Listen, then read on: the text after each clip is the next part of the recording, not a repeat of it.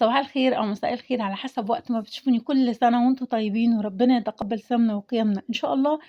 إحنا النهارده هنعمل الزبادو سهل وبسيط ومكوناته طبعًا مش مكلفة زي ما بنجيبه من برّه. تعالوا بينا نشوف الزبادو بالفراولة هنعمله إزاي.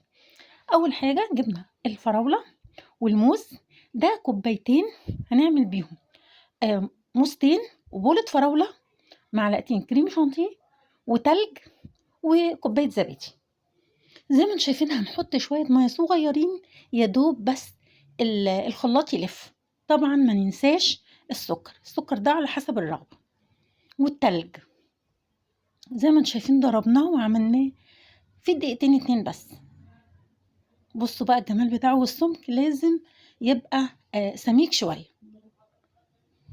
ويا سلام بقى لو في معلقتين مربى هيودينا في حتة تانية. ايه رأيكم بقى في الجمال ده؟ وقطعنا شوية قطع فواكه من فوق الوش زي ما انتم شايفين. يا رب وصفتي النهارده تعجبكم، لو عجبتكم يا ريت تعملوا لايك